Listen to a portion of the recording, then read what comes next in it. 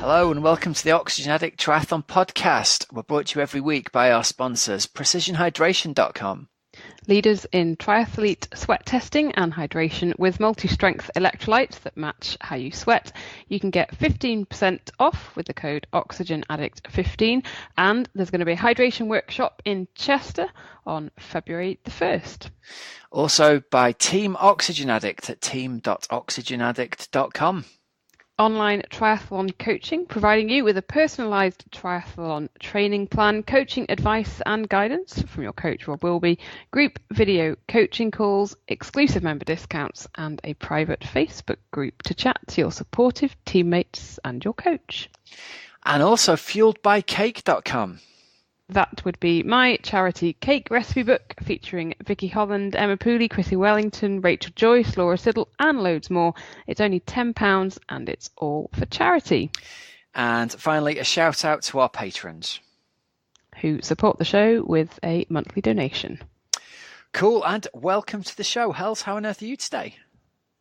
Rob, I'm good, thanks. We're getting near the end of January, so this is brilliant. It has been pretty minging. Winter. Be gone. Get out of here. Be gone with you. This weekend, Rob, was just vile. It was wintry, wasn't it? That's the best way to describe it. Across the country, I've been reading my athletes' notes on Training Peaks today, and every one of them's like, yeah, didn't go out on the bike. I was on the turbo because it looked a little bit icy, maybe a bit of snow. Yeah, it was pretty full on, mate. We were coaching on Sunday morning and... Lovely. What a morning for it. I know. We did the run bit outside because that bit was fine. But I mean, clearly we were running through, hail and sleet and snow. And it's like, oh man, this is so cold. And then, we did indoor bike stuff because I was like, there is no way we are going out in that. No. But it was one of those days... You just wanted to sit in front of the fire watching films, eating chocolate, drinking hot chocolate. I overcame my inertia. I loaded my little dude into the camper van. We drove into the highest peak district, kitted out with our ski gear and a sledge, and we ended up on the top of the brickworks and parked up and went and sledged down the hill on top of the brickworks. Yes, it was ace. We were only out for an hour. Maybe not even quite that, actually, but it was worth 45 minutes of driving in each direction for he's never seen proper snow before. Oh, really? He's had a little patch of it when he was younger, but 6 years old, first proper snowstorm. It was about -1 million up on top with a wind chill.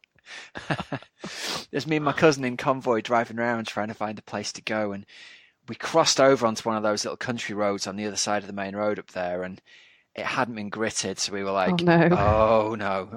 Like, you can't stop, you can't turn around. And then over the brow of the hill came this out of control, I don't know, it was like a 20-year-old mini metro or something, with a crazed 17-year-old at the wheel, coming down the hill sideways as he lost control. And me and my cousin both managed to pull off to the side into basically into the deep snow, which was, luckily, it had some road surface underneath it, and this guy kind of slid by us, and we were like, no. Oh boy, that could have been nasty. And then we were like, and now the wheels are slipping and we can't grip, and so we just kind of managed to roll out. So not triathlon related fun, but it was certainly grab adventure by the horns, and we shook the day by its ankles till the change fell out of its pockets. It was good. I love it. Us Brits are really kind of crazy, Rob. And if you lived, anywhere in France or most places somewhere like France, it's like illegal not to have winter tires in your car. It's just mad, isn't it? We don't even. How many people really consider it? Not that many in the UK.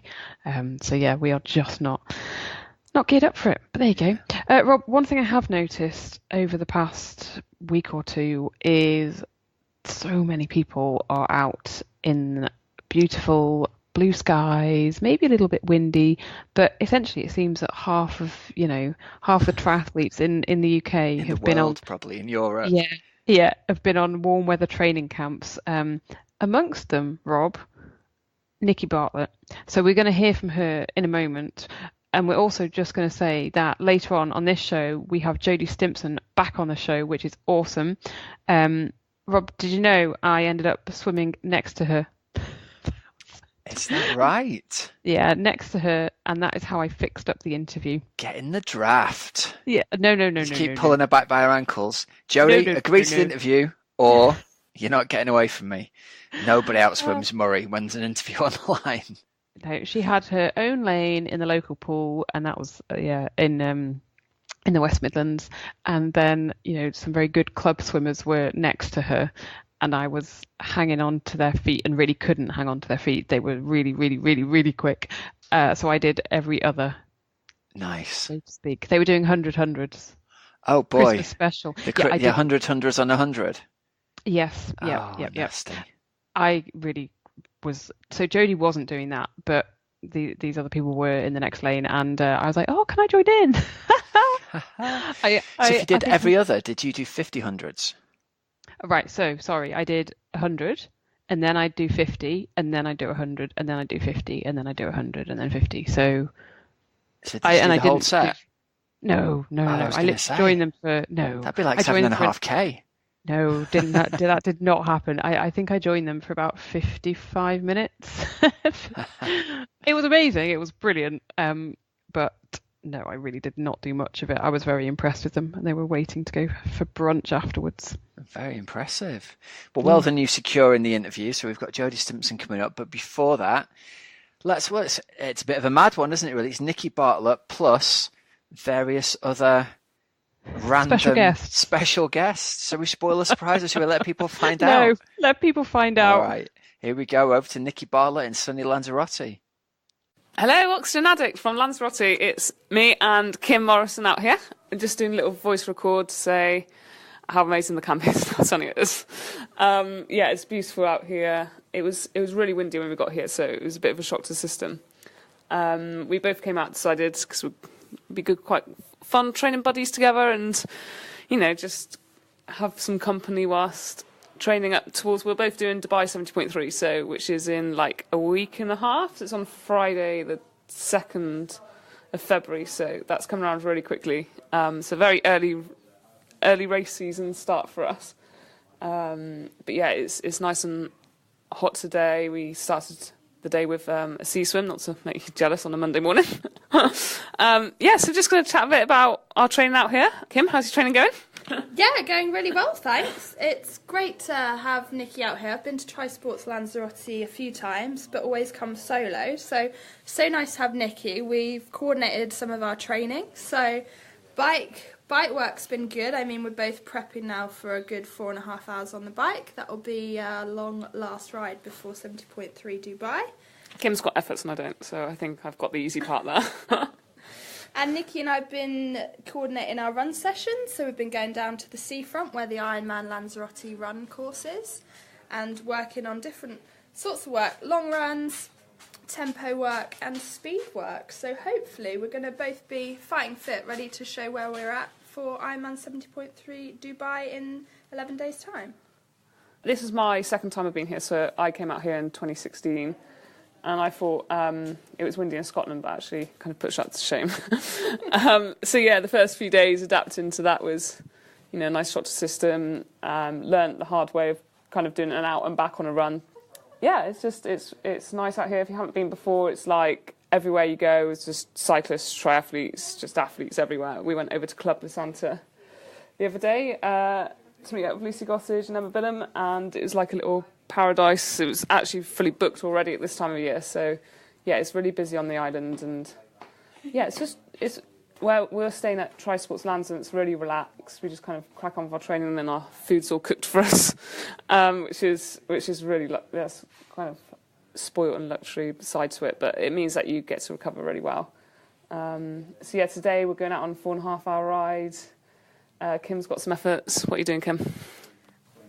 I am doing a session set by Mark Pierce called Endurance 70.3 Pro Set. Any athletes out there also coached by Mark may know what that involves. And it's not one for the faint-hearted. So yeah, I just get to watch her do that. So yeah, I feel a bit lazy. Then I've got a little run off. Kim, what's been some of your favourite sessions out here? Favourite sessions? Well, I have favourite moments. Okay. Firstly was pizza night when I sat down at the table and introduce myself to Patrick Lang. I didn't recognise him. I obviously appreciate he's the Ironman world champion, but when sitting down for dinner, I I didn't recognise him. So we were there chatting over pizza, and then later found out a little message helping me with my Texas preparations from Patrick, and realising, there we go. Just had pizza with world champion. Perfect. But I think the best thing about being here right now is the amount of other athletes out here. It was great. The other day we had the opportunity to go out cycling with Lucy and Reese, meet Lucy Gossage and Emma Billum for some lunch, have cycle with Camilla. It's a great atmosphere out here. We've also got Yvonne and Per here running a camp. We're just about to eat some pancakes. What are you eating? Dutch pancakes, they're lovely. How do you make them? You take almond milk and you take some flour. Best is with like spelt flour, and then you take raisins and some cinnamon, and then you just throw it all in the pan. Oh, forgot the eggs, of course, 2 eggs. Some eggs. Yeah, it's Per's favorite, and it's the only way how to get him to tidy up his room. Okay. What, so he tidies his room whilst you make it? Yes. No, well, he promised to tidy up his room after he got his pancakes. Okay. And then what's going on your pancakes? Don't tell them. Oh, it's secret. Go faster, because Yvonne just seems to be out the door all the time training. It's like a little battery, doesn't run out. So yeah, we've got another 3 proper training days here. Then we go back to the UK. So that means we've been here for about 10 days. And then we're both back in the UK for about 4 days, and then go to Dubai. So yeah, escaping winter well, which is a bit of a luxury really. So come back from Dubai, and then I go back out with Triathlon Scotland on a 2-week camp to Portugal. So and getting a good 6 weeks away, which is nice. I mean, it means you can properly get on your TT bike without... Well, I don't like to trash my TT bike, so I don't really go outside in the winter on X or the salt. So it's nice just to get your head down and do some training properly out here and do a brick session where you can get off and not have to put on...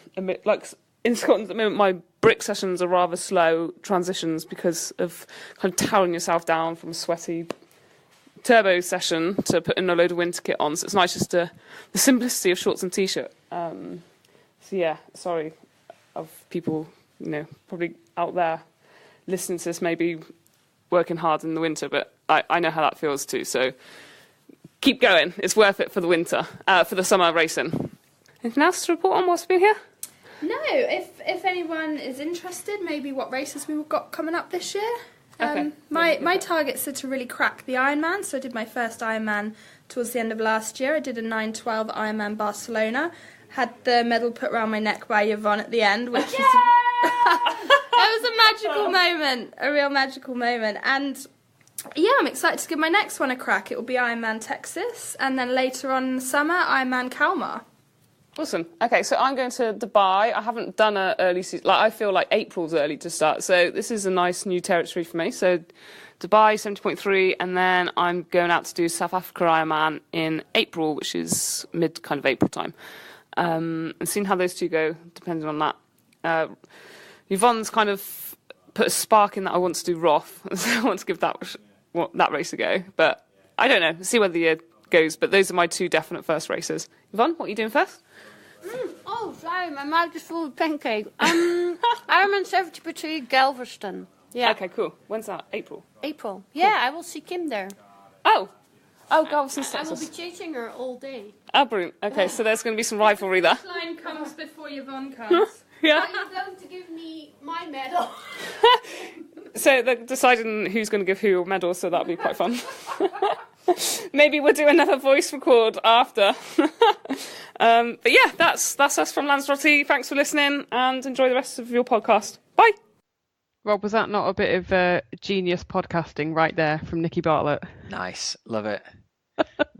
Nice. I was not expecting, when I listened to it, it absolutely brightened up my day, but I was really not expecting Yvonne van Vleuten to make an appearance and talk about pancakes. There you go. Good to hear old Vanzi back. Exactly, she's back on the show. So yeah, they're all out in Tri Sports Lanzarote, which looks and sounds very, very nice. And it just seems that, and obviously they, as Nikki was saying, they went down to La Santa the other day, and everyone seemed to be in La Santa. So yeah, it sounds like they're having a very good time training out in the warm weather as they prepare for 70.3 Dubai in just a couple of weeks' like a week time, or isn't so. it now? Yeah, that's it. Yeah. My God, that Happy comes around quick. days. Yeah, Doesn't it? So The days of the winter break are long gone. It's back into the season in a couple of weeks. exactly. So nice work. Thank you very much, Nikki and Nice Kim one, as Nikki. well. Good to hear from both of you and to hear about your race plans for the season as well. So yeah, sounds good. Both of them going long, clearly this year, Rob. So long. So there we go. Rob, there has been one result to talk about this week. Oh, it has indeed. So our results section is sponsored by our brilliant friends over at precisionhydration.com. So if you've been over to their site before, well, get over there again and get yourself some more stuff, quite frankly. If you've never heard of them before, Hells, let's tell people a little bit about it, shall we? We've said leaders in triathlete sweat testing. What do we mean by that? How do you test sweat? How do they do it? I hear you ask. How do they do it? They use a machine. They use a machine and they go, "You're sweaty or not." Yeah, it's really, really simple. It's pain-free. I had it done last year. You had it done the summer before, didn't you? Yeah, and there are no, nothing like injections or anything like that. But yeah, a really clever machine, which they can measure your sweat. Yeah, so you get measured of how much you sweat and also how salty your sweat is. And if you're somebody who's ever struggled in the past with not performing well in the heat or feeling really sick and unwell at the end of Ironman races, it's likely that volume of sweat or concentration of the sodium in your sweat is the culprit for it. And it turns out that loads of people need a lot more electrolytes than are basically given to you in a standard electrolyte drink. So luckily, Precision Hydration are the solution for you. Friendly little organic sachets you can mix in with your drink. They don't taste salty, which is the genius of it. It's not like trying to mix up loads of traditional electrolyte drinks. So you can get 15% off their products with the code OxygenAddict15 as you're a listener of the show. They're awesome, aren't they, Hells? Let's be honest. They are a great company. They're brilliant. And as well as that, they've got a fantastic product as well. So basically, what's not to love? If you don't want to go all the way to have a professional sweat test done, you can even take the online sweat test over at precisionhydration.com. So yeah, go over and check it out. Tell me, Hells. Tell me what racing's been going on, please. Well, again, it's that time of year when there's not a whole load going on, but it was the Port of Tauranga half, and Dylan McNeice of New Zealand and Mel Hauschel of Australia took the wins. So Dylan McNeice won ahead of Mike Phillips, and then Cam Brown was in third, and then in the women's race it was Mel Hauschel ahead of Teresa Adam, and then Amelia Watkinson was third. Good stuff. It's amazing to see Cam Brown still cranking it out at the very top level for another season. I wonder if he's going to retain his crown this year at Ironman New Zealand. How far out from that would we be? Maybe can't be more than about a month and a half now, can we? It's early March, isn't it? Yep. Cam Brown's a legend. He is. He's literally a legend. Oh, well, absolutely. But and Rob, I know we've mentioned it recently as well, but Mel Hauschel as well, it's really good that because she had a real tough season last year with all the injuries. So she won the Asia Pacific Ironman 70.3 Championship, and then again at Ironman Western Australia, didn't she? So she's coming back to form, which is great to see. Good. And it's going to be another week or so, isn't it, to 70.3 Dubai, which is going to be some real big names starting to race there as well. Yeah, that's right. So Nikki and Kim, as you just heard, they're both going to be racing that one. And really, I know you used to say that. I think that one now is the season opener, isn't it? Like the big sort of. Yeah, definitely. It's established itself, hasn't it? And people want to get out and race. And I think at the pro level, there are so many 70.3s that people can do and can turn up and earn money and not necessarily be in the best shape, can kind of race themselves into shape these days, that loads of people are turning up for races just on the off chance that their body has a good day. And I think most pro triathletes are in really good shape most of the year and exceptional shape for some of the year. So on any given day, there's probably 10 people who can win that race. So it's going to be real interesting to see how it plays out.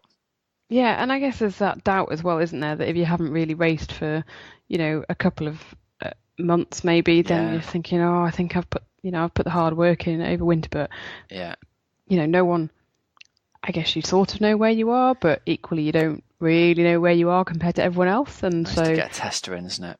Yeah, totally. Yeah, good. I'll be looking forward to that one.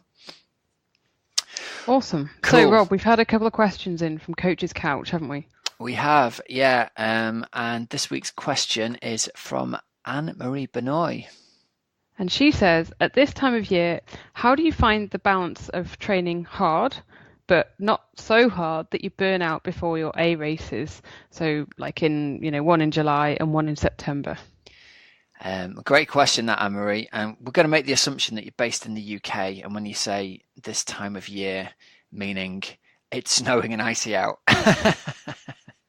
So that's the first assumption that we're working off. So if that's not correct, then I apologise. But it's a long way away to your A races anyway. So my first bit of advice for you is, it says in your question, how do you find the balance of training hard? My first advice is try and build a basic week that you can repeat week in and week out without really feeling like you're training hard, that you're just in the habit of exercising every day.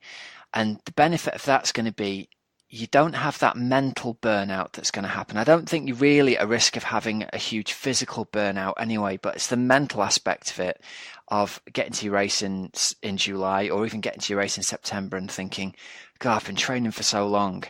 If you can get in the mental mindset of thinking training every day or even training twice a day some days is just what I do, and you don't have to kind of psych yourself up for the sessions, you can then get yourself to the point where you don't really have to focus that much on the actual training that you're doing. Just getting stuff done every day is going to put you in a good position to kick off when you're a little bit closer to your A race. And that's really all periodizing your year is. It's breaking your year down into chunks where each chunk has got a different focus, and you can even decide how long you want that chunk to be. It can be a calendar month, or it can be 6 weeks, or it can be 8 weeks, but have a specific goal within each one of those chunks for something that you want to do.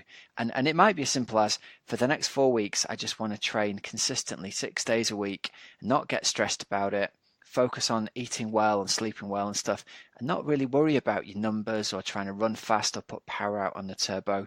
You might go to the other extreme and you might decide you really want to focus on swimming for a month and building your FTP for a month. But whatever you do, try and get in this habit of training smarter and not harder, so that you've got a specific goal for each block. And a real good idea is just sketch out where you want to be in 6 blocks time and then work back from that. And then even if, I think, Anne-Marie, to be honest, if you're the kind of person who's concerned about burning yourself out, perhaps it's happened before in the past. So it sounds like it would be sensible for you to start by building in some periods of rest or recovery, or I'm saying rest, I don't even mean that you have to do nothing for a week. All I mean is that you still go out for a jog or for a ride on your bike, but there's no focus at all on riding hard. You're just out there to enjoy it. And take some time to enjoy the stuff that you're doing rather than calling it training or training hard or whatever. And yeah, pretty much that would be my advice to you at this point on that one. What do you think, Hells? I think that it's I remember thinking this time last year, oh my God, Ironman Wales feels like such a long time away. Yeah, totally. And Wales is the big culprit, isn't it? In the UK, it's the race that's in September. You're 9 months away. I'd sort of say it's a rare person who can focus on something for more than 20 weeks. And even that 20 weeks is going to be broken down into like a preparation block of 8 and then 12 weeks of focus. So if you're still miles away, you need to have something to distract that thing in your mind, don't you? Yeah, definitely. Because I did feel mentally burned out by the time that came around last year. Yeah. Definitely. Probably mentally and physically burned out. I just felt I really had wanted it to be a month before it was. Possibly riding 100 miles a day every day through Italy. Correct. Contributed to feeling tired. Yeah. So don't do that, Anne-Marie, unless you're eating pizza with Helen. Yeah, maybe that contributed to it, but at the same, well, it clearly did, but at the same time, I think I would have gone a bit mad had I not done something like that.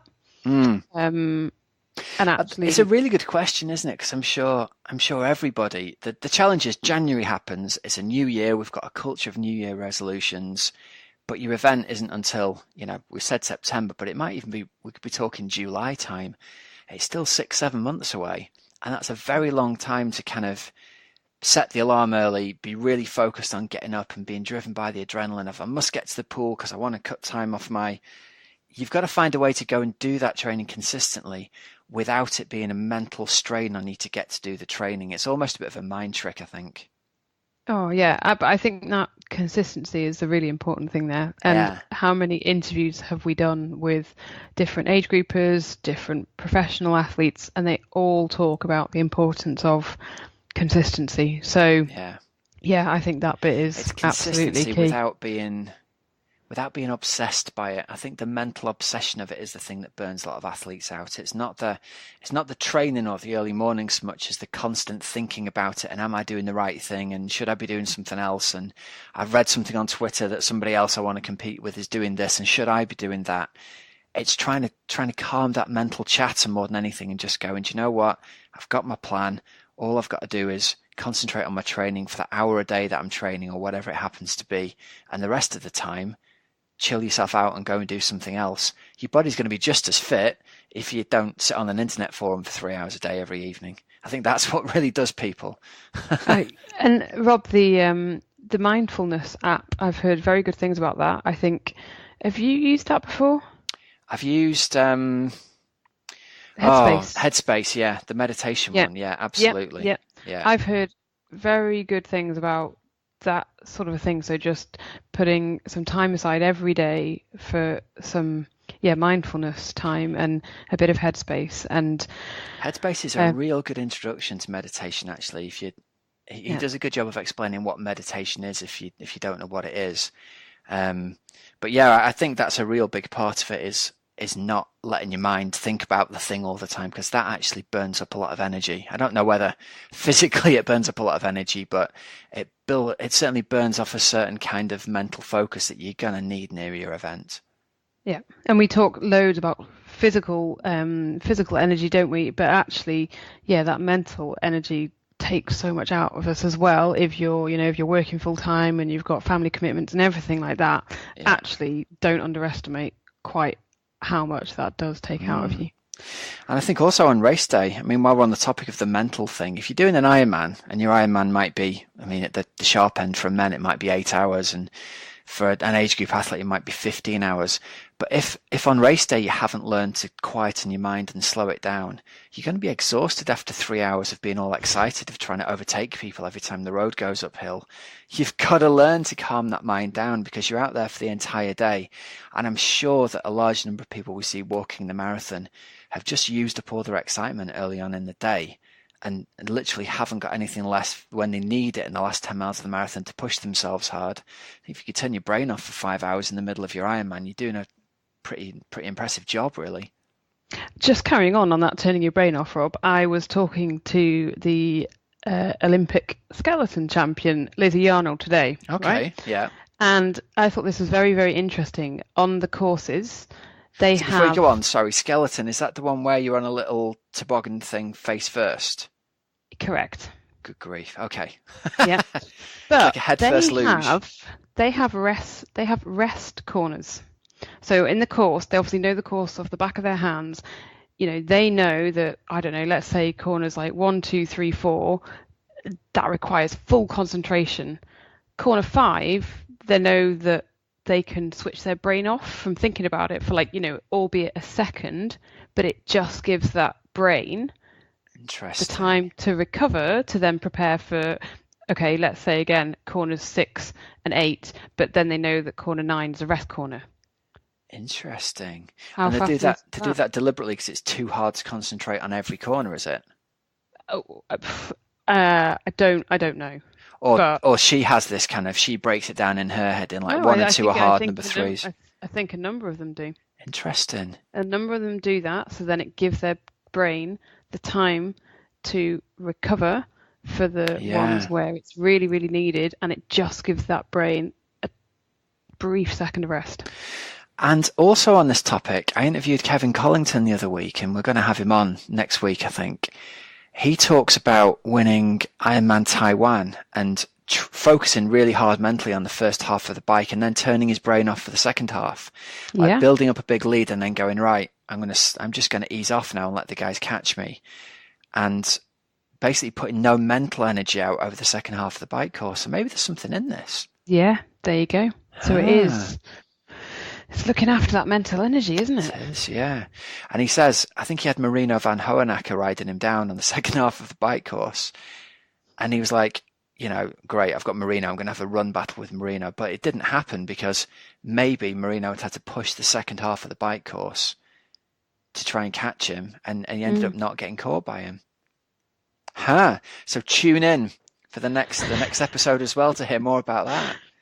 We got quite carried away there, Rob. Shall we? It's like we know what we're talking about. Shall we move on to an interview with Commonwealth champion Jodie Stimpson? Let's do it. Someone who actually does know what they're talking about.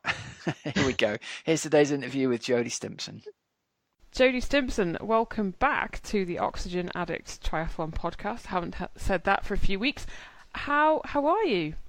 Well, welcome for having me. I've been really well, actually. Everything's been going really well. Just got back from South Africa and obviously just had Christmas. And South Africa is it's really close to my heart. I absolutely adore the place. If anyone was to say where would you ideally go and train, and it's Stellenbosch in South Africa. It's absolutely amazing. The running is next to nothing. I swim with mateys, a swim squad there, which are all absolutely fantastic people. I love the place.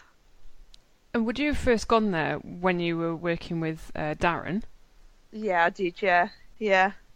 And then you keep going back because it's just amazing. Yeah, definitely. I first went there working. I think I first went there when Cape Town was a World Cup, and we kind of went there just before the World Cup first off, and then I went there kind of over end of 2015 going into 2016. Kind of did a big block and actually got to explore the place then and train there for a longer period, and that's when I really, I suppose, fell in love with the place then. And then I missed it last year, and I kind of all through last year I was like, look, I want to go back, and decided to go back. So went back for just under a month before Christmas. Oh, perfect timing, just as the days were getting longer here and darker and colder, and you go off to warmer climes. Well, it was actually so much perfect timing because I actually flew out the week before everybody had that snow. So it was as much as I loved seeing pictures of my niece and nephew building snowmen and all my friends and stuff, I was quite happy to be in South Africa, to be honest, because I know that I would have been absolutely hating it because I wouldn't have been able to train. Did it also allow you to escape a little bit from all the stuff that had just happened and not getting selected for Team England at the Commonwealth Games? You know what? I kind of made the decision. I think I definitely made the decision that I was going to go back to South Africa before I knew the decision about the commies, but I suppose it did as well. It was hard because I knew it was going to come down to me and my training mate Sophie, and I think it would have been harder if it had been between me and somebody else. But we'd spoke about it on the bike and numerous times before it, and we kind of said, well, if this happens, and as much as it, oh my god, it sucked. I'm not going to be able to go and defend my title. It definitely gave me, a way to kind of go and just enjoy training, and just, it's so easy to train out there. it was a huge distraction. I mean, don't get me wrong, when the commies come around, I'm going to go through a sucky period again, because I'm a competitor and I'm going to want to be out there defending my title. Are you just like, you must be gutted that you can't go and defend it. I'm absolutely fuming. Like, I'm not gonna, last year was, this year it was, such a tough year. To spend majority of the actual race season on the sidelines injured, and then, coming to the end of the year, obviously I'm building back fitness, and like my swim was there, my bike was there, but it was like building back the run, and I just ran out of races at the end of the year to kind of bring it back totally. But I could see like I was getting better as the races went on, like Stockholm, then going into the grand final, and then finishing on a bit of a high in Super League, but still nowhere near where my run form is. I'm absolutely gutted that the decision's not gone my way. Why do you think they did select Sophie over you? Oh, I totally know why. It was they think that the break is going to go out of the swim, and the selectors don't think I'll be there, but they didn't think I'd be there in Glasgow, and I was there in Glasgow. It's one of those decisions where I don't agree with. Like, I'm not saying that I don't agree with Sophie going, and I'm not saying that at all. But I think I should be there. Yeah, and it's one of those things, isn't it? Like, if you were Welsh, then then there's a chance that it's just like England has a bigger population, more to choose from, and there are only a certain number of places. Yeah, exactly. I mean, it was, it's me that it's that fourth wheel again, isn't it? It's kind of, had, with Rio, and I was just on the fourth, and now it's Team England, and I'm, on the fourth. That it's hard because, like, the qualification race was Hamburg, and the other two girls that have been selected, didn't make the automatic selection there, but then neither did I. So it kind of makes it, I suppose it makes it harder because it's more of a grey area, whereas Rio, Helen did, the criteria. She had an amazing race in Gold Coast to qualify herself there, and there was no question with it, but it's kind of the big discussion of the grey area of who makes up the team for Team England. The only person that kind of made the criteria was Vix. It doesn't make it very easy to digest. And does it make it, you said before about Sophie, the fact that she is, she's your training buddy, she is a really good friend of yours. It's a bit like that Vicky and Non finishing, third and fourth, isn't it? One misses out and you kind of want to be absolutely chuffed for the other one because you know how hard that they've worked, but you gutted for yourself as well. Is it similar, do you think? Oh yeah, definitely. I mean, I think I don't know how many times I've been asked, and Sophie's been asked, how is he training with Sophie, or how is he training with Jodie? And I think everyone's expecting us to frigging bite each other's head off and hate each other. Like, it's just not going to happen. But we obviously discussed it beforehand, and it was always going to be one of us was going to end up not happy. And I mean, when we first found out, it was, I remember it was an awkward couple of days, but it was awkward because I'm obviously happy for her and devastated for myself, and she's the same, and it's kind of, well, you don't really know what to say to each other, but it is what it is now, and it's kind of, I'll try and help through the championship, and any questions that she's, and I'll try and give her what advice I have, because she's never done a senior championship like at this level, and you know, I'm just, to be honest, to prove the selectors wrong, to prove that, you know, I should be there, and you know, that's the only thing I can do, to be honest, is use it as a motivation to kind of in the other races that I'm gonna try for next year. Did you have some long runs in South Africa where you just chat, and you, I imagine, almost a bit like therapy, and you were able to talk through everything with her? Yeah, I mean, we kind of covered most ground, to be honest, before it, and like we have 4-hour bikes together like every week, so it's like, you know, we talk about this kind of stuff. So we kind of spoke a lot about it previously, and now we kind of got to the stage where we're talking about it in a better way, that, you know, obviously she's talking about what she's going to do before it, I'm talking about the races that now I'm shooting for, so of course, like, we're still talking about it, like, and it will be an ongoing thing, but it's just talking about it in a better place now, if that makes sense. Yeah, like you've both sort of come to terms with that decision that was made, and yeah, you can see it from a different perspective and kind of move on, I guess. Yeah, and it's kind of, and you know, she's using it as motivation, obviously, for her training, and I'm using, you know, it also as motivation for my training, but just with new goals.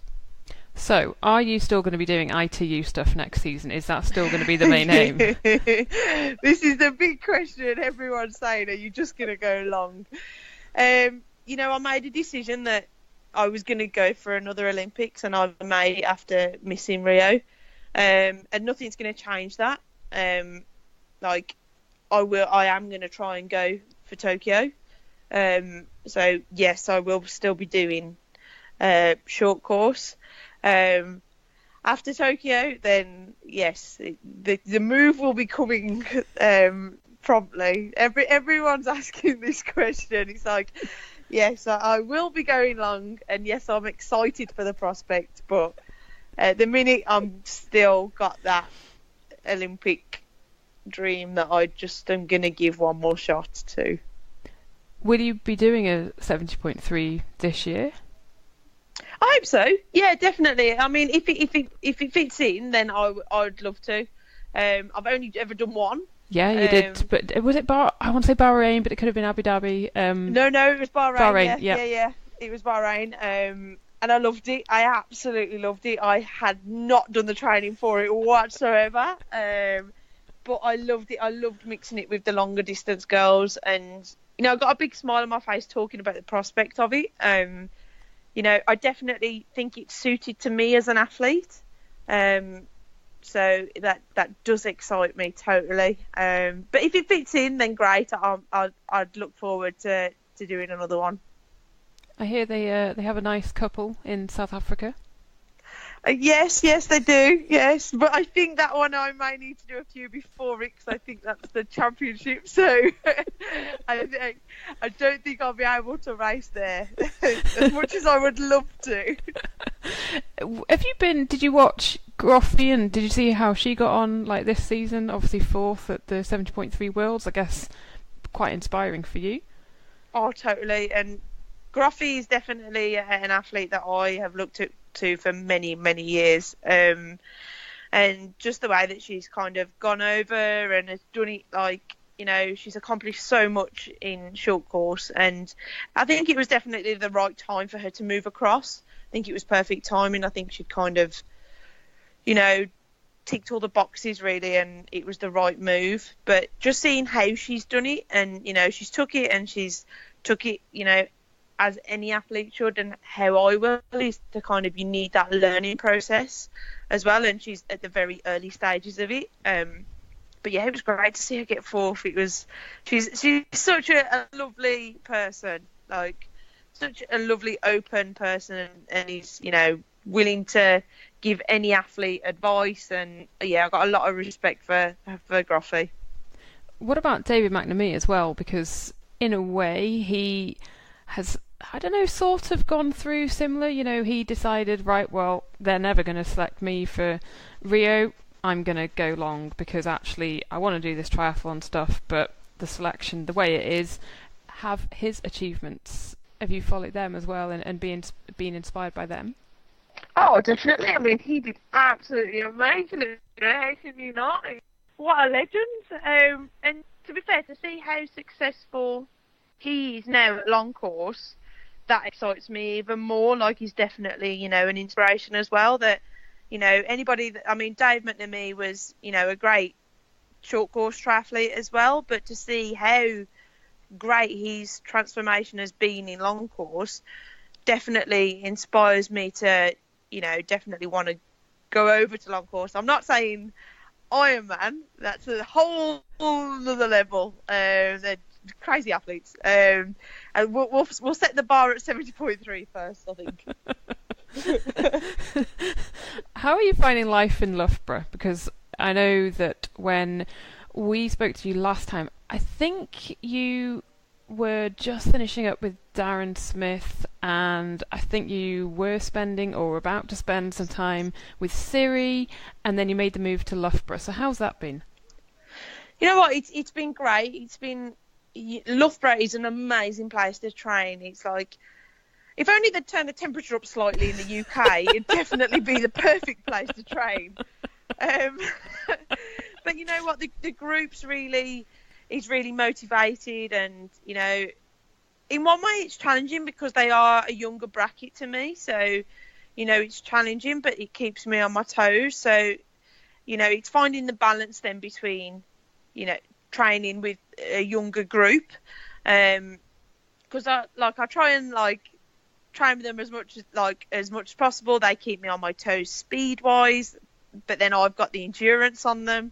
So it's kind of finding the balance with that. But, I've really enjoyed training with the group, and the team that's around at Loughborough is next to none. It's absolutely amazing, and the facilities that they've got is brilliant.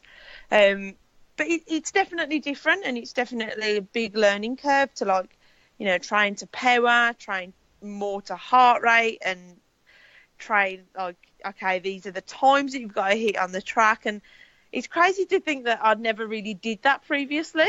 Really? It was all to kind of effort. And it's so weird now to try to, I know it's crazy to say that I've never trained to power, or I've never trained to heart rate, and these things that I never used. And so it's exciting to me to use that and to kind of tap into these new things. I get excited about using it. I'm a bit of a numbers geek now. Do you understand it all? I understand it a little, but then sometimes I choose to ignore it when I shouldn't, when the powers are too high and they shouldn't be, or my heart rate's too high on tempo runs and it shouldn't be, just because I'm enjoying running. And so that's odd for me, because I suppose that when I was training before, it was like perceived effort. So my perceived effort would always allow me to go harder. So now I usually get told off for going too hard, or cycling with a higher power, or I do get told off still quite regularly. It's just in a different way. What difference has knowing your numbers and working to power and heart rate? What difference has that made to your actual racing? The biggest difference is when I first went and had the meeting with Adam. It was kind of like, I want to be an aggressive racer. I want to be swim, bike, run, more of an all-round triathlete, not hiding in a pack and kind of waiting until the run, and kind of, I want to try and be a better triathlete. So I definitely feel we're in the process of that, and we're in the early process of it. There's loads that we're working on, and loads of steps forward that I need to make, but I think this is the best way to do it. And it's frustrating because it doesn't happen tomorrow, where I want it now. and it's more of a long-winded process that, you know, I need to work on my weaknesses. But like, for example, like with training to power, there's like no wastage in like long rides. Long rides are, you know, all in a zone that need to be when I do it right. So it's like I suppose I'm cutting out the fluff, and this kind of helps that. Do you think your training's now more focused then, because you're bringing in more technology, I guess, rather than the perceived effort? Yeah, I'd say so. I'd say it's kind of, I mean, I would say that kind of perceived effort I would kind of always be in the ballpark, I suppose, but this just makes it more specific. It makes it, okay, I'm definitely in that area where I need to be. So I'd say so, yeah. It's amazing. I love the fact that you've been doing this pretty much all your life, and you're only just doing, you know, we've recently had Christmas and loads of people will have got probably a new gadget or whatever, and they'll be loving it and they'll be loading everything up to Training Peaks and that sort of thing. And yeah, you've only just got all that power stuff. It's fascinating. Yeah, I mean, it's crazy to know, isn't it, really, that I've never used Training Peaks before. Like, I never used, like, Garmin's properly. Like, and now, like, I'm uploading everything from bike computer, run software, like, everything. Like, it's crazy to think that I'm, like, at this stage in my career and I've never really used the gadgets to their full extent. Suddenly becomes way more expensive. Yes, yes, a little bit. Thank you, Garmin, for supporting me. So now, do you find it, I mean, do you have to take a watch now on every single run, or does your coach, if he says, you know, easy run, I don't know, zone 2 or whatever, like, you know what that feels like, you know what an easy run's like, but do you have to go with your watch now? Like, I don't have to. It's not as if, like, you know, I'm going to get a bollocking if I don't run with a watch, or, you know, it's just the more that I can do with, you know, running with a heart rate monitor, and the more, I suppose the more I do, the more valuable it becomes, because then he's got data from everything. So the more data I can give him, the better it is for me. But it's not as if, like, you know, I definitely have to. I suppose it's, at the minute, it's kind of, in general, I'm kind of using it to restrict myself when I need to, which is the big struggle for me, is kind of using it, like, if I'm, like, running paces, for example, like when I'm on a long run, I run too fast, so I need to use it to kind of slow myself down. So that's kind of where I'm at the minute, which is, to be honest, it's a big struggle. It's like, you know, to try and hold yourself back. Like, it's not necessarily a nice thing all the time. So he kind of has to give me, like, you know, some sessions where he lets me go loose, because, like, otherwise I'm like a caged animal. I just want to go, like, let me go. And you do a little bit of coaching yourself as well now. Is that mainly swim coaching, or is that a bit of bike and run coaching as well?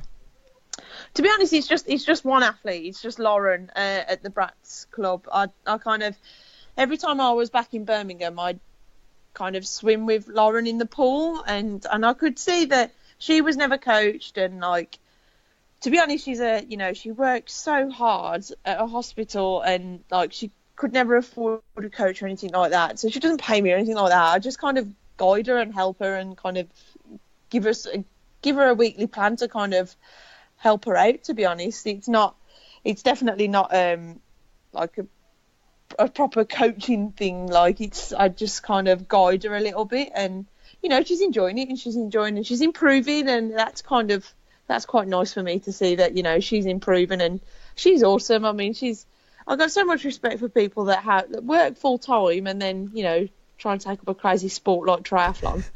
I mean, who would do that? I know, some random people that do that. Is coaching something that you'd quite like to go into?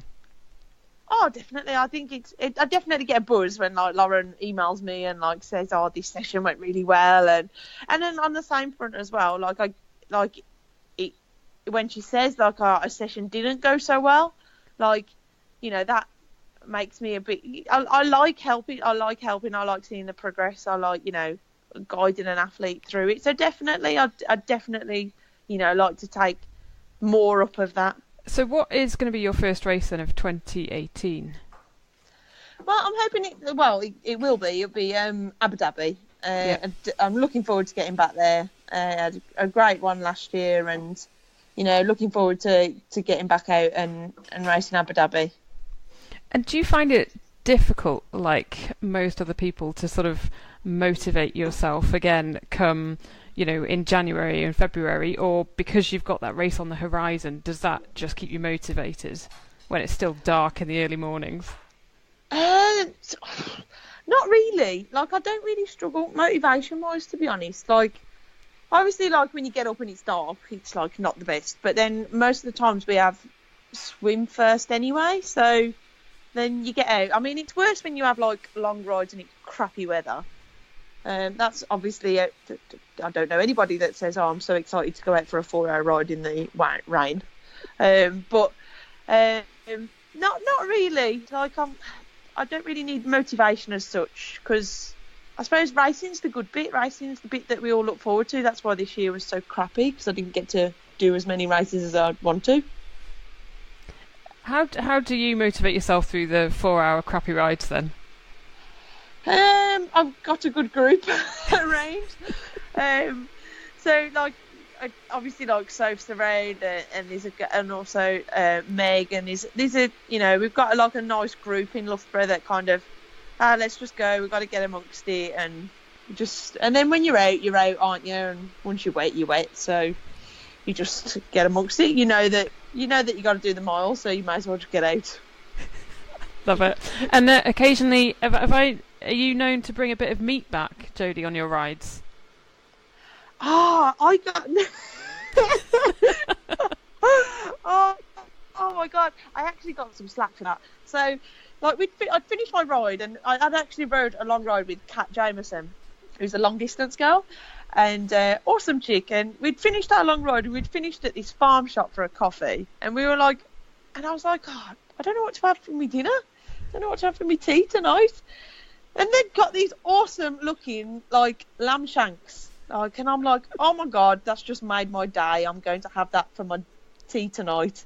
So I was like, okay then, put it in my back pocket. Like, as you do, put a lamb shank in your back pocket and cycle home.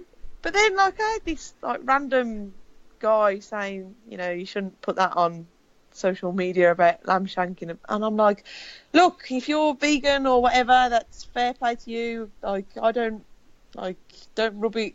Don't force me to do it. I'm not forcing you to do anything. So, yeah. I rode home and had a lovely and enjoyed me lamb shank for me tea. Is that by far the weirdest thing you've ever cycled with in your back pocket? Yes, I think it's got to be. Most definitely. I don't think I've had anything much more weird in my cycle jersey back pocket than a lamb shank. Final question. It's a bit of a winter thing. Are you a porridge fan? I'm more of an overnight oats. Okay. So how do you do your overnight oats? Well, there's a new one that I've just found actually, and it's called Mama's Porridge, and it comes in like already made sachets in all different types of flavours. I'm not sponsored or anything, so it's not a sponsor plug. And you boil the kettle. I think you must have like milk powder in or something. So you only actually have to mix it with water, like boiled water. So you're supposed to have it as porridge, but then I've recently overnight oatsed it, and it's cracking. Like, it's all different flavours, and like there's like a seeds and nut, there's a coconut one, there's a berry one. So yeah, that's my new little. I'm on a bit of a fad on it at the minute. Actually, I think Mum's driving me, and I'm driving Mum mad with it at the minute. So that is my new little fad for when I get back from swimming. Awesome, Jodie. Thank you so much for your time. Thank you very much. Thank you for having me. Rob, Jodie genuinely is one of the best people to interview, because she's you were just loving that, weren't you? That was so much fun. She's just so lovely, so open, so honest, and very funny, very, very, very funny, talking about lamb shanks. But also, I found that fascinating, Rob, that up until recently, she only went on like rate of perceived effort.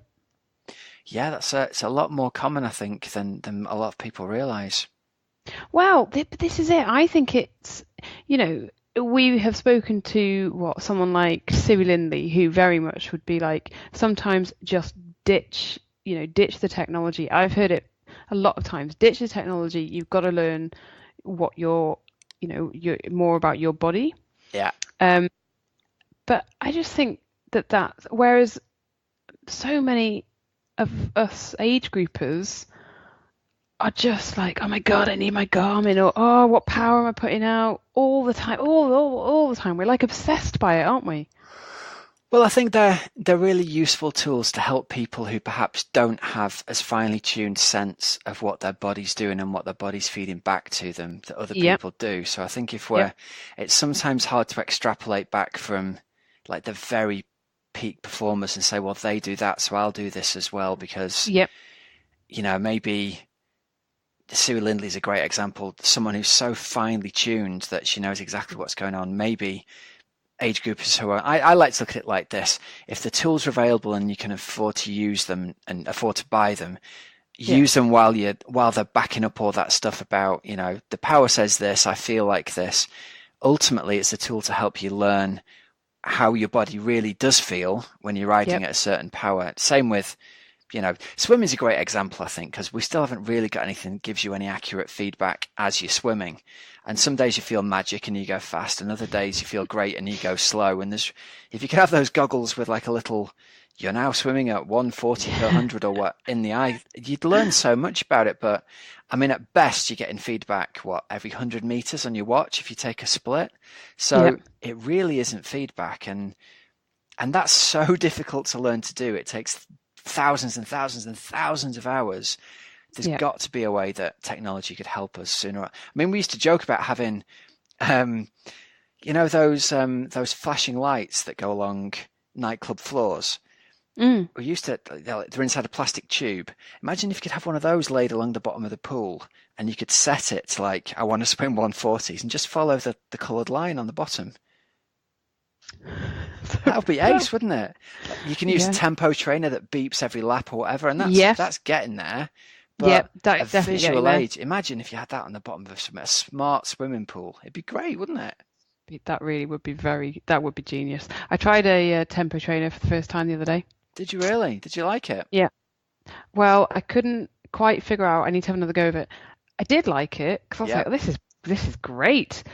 But I couldn't quite figure out the. Oh, this is going to sound really stupid, Rob. Like what Pressing the the numbers off. are. Yeah, I know what you mean. Well, no, I'm half blind when I swim anyway. But no, I couldn't figure out where to press stop, or I would need to program it myself. Someone else had programmed it for me, I know what you mean. which was fine for like 4 lengths. But then I was like, yeah, but what happens when rest comes into it? Yeah, exactly. There's a little so button you I can press that's like, I'm leaving now kind of thing, isn't correct. it? So I need to have another go with it. But I really, I enjoyed that very much so. So yeah. Anyway, sorry, that was like off on another tangent, wasn't it? No, it's interesting. I think there'll be people listening who've never even heard of a tempo trainer for swimming and go and Google it and spend whatever they are, 30 quid on it, and it can revolutionise your swimming just in terms of you can tell it how fast you want to swim, or you can tell it how many strokes per minute you want to take. And I mean, that's another interesting thing you can do. The first time you swim with it, like a metronome, so it beeps every time your hand goes in the water. You're convinced the thing's broken because after the first length, you can't keep up with it anymore. And you learn that is a real phenomenon. Whatever it is, 60 strokes a minute feels really slow for the first length and then impossibly hard on the second length. Yeah. And you learn that it's your body, it's not the tempo trainer. So, yeah, if anyone's not got one and is struggling with the swimming, that's well worth a 30 quid purchase or whatever they are. Rob, we're getting this is funny. So we started off by talking about. I was like, oh, this is fascinating. Jodie hadn't really used power and stuff until recently, and then we've gone back to technology helping us. There you go. Yeah, exactly. It would be interesting for her to try the stuff out and see how it helped her. Well, this was it, but that's what she was saying, that it's taken time to get used to it. Yeah, I'm sure it has. Yeah. Yeah. So, There we go. All right. Well, we've got one last little bit of news before we wrap up the show this week. And it's quite an interesting one, this, isn't it? Before we do it, we should just say you've got a few days left to send in your nominations for the Tribe Triathlete of the Month award. If you can send those in to helen@oxygenaddict.com. Tribe have kindly offered up a super duper goodie bag with about 18 of their delicious Tribe products, Infinity bars and Blaze Trail bars and recovery bars and protein shakes and all kinds of stuff, and a Tribe t-shirt for the winner of this Triathlete of the Month award. And we said the closing date was the 25th, wasn't it, for nominations, Hells? Correct. So yeah, get them to me by the 25th of January, and then we will announce a winner very, very soon. Yeah. helen@oxygenaddict.com. You can nominate yourself or you can nominate a friend, but we want someone who's done something that you think is worthy of the Triathlete of the Month award. So a performance last season counts. You can nominate yourself, or if you've got a friend who's really shy and would never do it, nominate them. We'd love to start hearing the stories about the members of the Oxygen Addict podcast community who've done great stuff out there. Yep, fab. So, Rob, the one bit of news is about Challenge Roth and the Collins Cup, basically. So, let's start with the Collins Cup. We had Charles Adamo on last year. It was meant to be taking place in 2018 alongside Challenge Roth, but actually that has now been moved to 2019. They said that they need to gain knowledge around the logistics to ensure a groundbreaking broadcast event for the sport of triathlon. Oh, so move back another year. But there's good news because they've ponied up some cash, haven't they? Yeah, that's right. So it is going to be a record prize purse on offer for this year's Challenge Roth, and the winners will earn $40,000 each. Nice. So there's a total prize purse of $200,000. Very nice indeed. Love it. That is a lot more than it was previously. Yeah, that's a good payday, isn't it? And it also goes however deep that goes, so everyone who's racing is going to get a really decent payday there. That's like 100 grand of prizes for the men and for the women, isn't it? Yep, so that's awesome. And again, Rob, we'll go back to the little chat there that we heard from Nikki and Yvonne van Vleuten have been trying to talk it into doing Roth, so you never know. You never know, we might see her there, eh? Yeah, you never know. You never know. That'd be quite funny having Yvonne van Vleuten going, go on, get into it. Yeah, wouldn't it? Imagine getting badgered by her by the pool in Lanzarote. Brilliant. Do it. Get entered. All right, well, I guess that's where we're going to have to wrap the show up for this week, isn't it? I think we are. Rob, I've entered a race. Oh, go on. What have you entered? I've entered the Diva Olympic. Nice. In Chester. Yeah, correct. At the beginning of June. So I'm very excited. I was meant to be doing it a couple of years ago, the middle, actually. Oh, yeah. But I had to pull out because someone decided to get married. So, not me. So then, yeah, this year I was like, okay, I think Olympic, I think that'll be absolutely doable. So, yeah, I thought, yes, I've checked the calendar. I can do it. So, all being well, I will be doing Diva Olympic. Love it. I wonder how many listeners are going to be there racing you. Quite a few. Yeah, that'd be nice. Cheer Helen on race day. It'll be great. It'll be very, very good. Love it. I'm looking forward to it. Good stuff. All right, and on that note, I think we're going to have to leave it, Hells. Absolutely. Yeah, so thank you very much for listening, everybody. One last thing, I've got a couple of one-to-one coaching slots have just opened up, so if anyone's looking for coaching at the moment, you can drop me a line at coachrobwilby@oxygenaddict.com. Other than that, Hells, how are sales of Fueled by Cake coming along? We had a big week. Ticking along. We've had an all right week. Yeah, Rob. Rachel Joyce has just ordered a couple of copies. Nice work, Joyce. Classy people. So yeah, fueledbycake.com. It's going very nicely. Thank you so much to everyone so far who has ordered one. If you haven't, why not? Get on it. You can have multi-fruit bars from Chrissy Wellington, Rob's, Nan's, date and walnut cake. Have you made it yet, Rob? No, not yet. Still haven't done it. Still this time. week. Still time. Still time. Yeah, I need to get on it, don't I? Yeah, get on it, get on it. I made scones the other day, and then a load of other people sent me their photos of various bakes as well. So yeah, it's going nicely. Thank you. Lovely stuff. And then thanks very much for our patrons who are signing up to support the podcast with a financial contribution. That's great. You can make a monthly contribution or an annual contribution. It's very much appreciated by me and Hells. And also thanks to our sponsors, Precision Hydration. Remember, you can get 15% off with the code OxygenAddict15 at precisionhydration.com. All right, so till next week, have a great, safe training and racing week. I'm Coach Rob Wilby. I'm Helen Murray. And yeah, have a good one, and we'll see you all again next week. Cheers. See ya.